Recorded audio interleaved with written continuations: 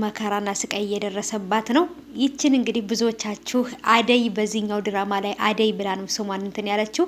በጽናት ድራማ ደግሞ ምሩ ናት እንግዲህ ታውቋታላችሁ ማለት ነው ውዶቼ። እዚህ ጋር እንግዲህ በአደይ ላይ እጅግ በጣም ይሄኛው የአደይ ድራማ ነው ማለት ነው። እጅግ በጣም አሳዛኝና አስተማሪ ነገር አለው ማለት ነው። እናትና አባቶቻቸው ተለያይተው ነው የሚኖሩት ማለት ነው። በፊት ለፊት የምታዩት ፍቅር ትባላለች፣ ብዙዎቻችሁ ታውቋታላችሁ። ወንድሟም ደግሞ እዚህ ጋር የምታዩት እንግዲህ የፍቅር ወንድም ነው ማለት ነው። የፍቅር ወንድም በጣም መልካም፣ ጭራሽ የፍቅር ወንድም የማይመስል ማለት ነው። ፍቅር ደግሞ እጅግ በጣም ተንኮለኛ፣ ምንም ነገር ቢሆን ከማድረግ ወደ ኋላ የማትልናት። ሰላም ሰላም፣ ውድ የተከበራችሁ የቻናል ተከታታዮች እንዴት ናችሁ? ከኔ ጋር ሁሉ ሰላም ነው። ሰላማችሁ ይብዛልኝ ውድ ቤተሰቦቼ። አሁንም በጣም የምንወደውን የአደይን ድራማ ይዤላችሁ መጥቻለሁ ማለት ነው። በጽናት ድራማ ላይ በምሩ የምናውቃት፣ እዚህ ላይ ደግሞ አደይ ሁና መታለች። ፊት ለፊት የምታዩት ልጅ እንግዲህ የፍቅር ወንድም ጓደኛ ነው፣ ወይንም ደግሞ ፍቅር በጣም ነው ይሄን ልጅ የምትወደው ማለት ነው። ምክንያቱም እሱ ደግሞ የሚወዳት አደይን ነው ማለት ነው። አደይን እንግዲህ ምሩን ታውቋታላችሁ ብዙዎቻችሁ ማለት ነው። በምሩ ነው የምታውቋት እና አደይን ይሄ ልጅ በጣም ነው የሚወዳት።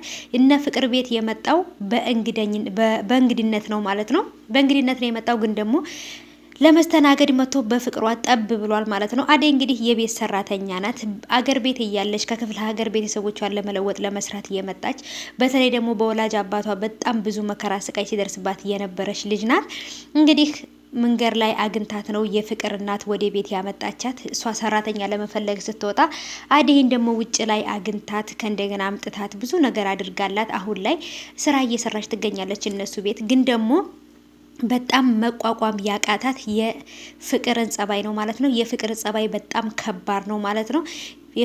ፍቅር ማለት ቤት ውስጥ ያን እንግዲህ የወሰደቻት ሴትዮ ወይንም ይሄ ደግሞ አደይ የምትሰራበት ቤት ልጅቷ ናት ማለት ነው። ሁለት ልጆች ብቻ ነው ያላት እናቲቱ ማለት ነው። ልጅቷ ግን እጅግ በጣም ከባድ ናት። አሁን እንግዲህ አደይን ይወዳታል ያልኳችሁ ልጅ እዚህ ጋር ቀይ ቲሸርት የለበሰችው ልጅ ወንድሟ ነው። እነሱ ሁለቱ እህታማቾች የመጡት ለእንግድነት ነው ማለት ነው።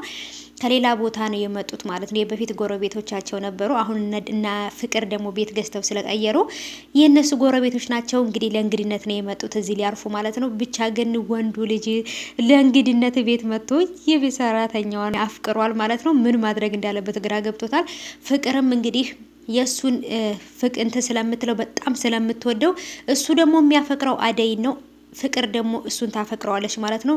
ከምላችሁ በላይ ነገሮች በጣም ድብልቅልቅ ብለዋል። እውነት ለመናገር አደይ ልትፈቀር የሚገባት አይነት ልጅ ናት። የሴት ክብር ያላት በጣም ጀግና ታጋሽ ናት ማለት ነው። የፍቅርን ጸባይ ኑራ ችላ የተቀመጠች ማለት ነው። ፍቅር በጭራሽ የሚቻል ጸባይ የላትም። ምክንያቱም በእናትና በአባቷ ተለያይተው በመኖራቸው ምክንያት ሌላ ጸባይ ይዛ መታለች ማለት ነው። እንግዲህ እሱ የሚወዳት አደይን ስለሆነ እንዴት እኔን ትቶ አደይን ይወዳል እያለች አደይን መከራ ስቃዩን እያበዛችባት ነው። ግን እሷ ሰርቶ የመለወጥ ሀሳብ ስላላት ወይንም ደግሞ ምረዳቸው ቤተሰቦቿ ስላላት ማለት ነው በጣም ነገሮችን ችላ እየተቀመጠች ነው። ይህንን ድራማ ተወዱታላችሁ ብዬ አስባለሁ። ብዙዎቻችሁ ተከታተሉት ብዬ እጋብዛችኋለሁ። በእኔ ግብዣ የማትከታተሉት ከሆነ ተከታተሉት። በጣም ምርጥ ነው ማለት ነው። አደይን የፍቅርን ጸባይ መቻል አላቀቷታል። ደግሞ ይቺ ተጨምራላታለች ማለት ነው።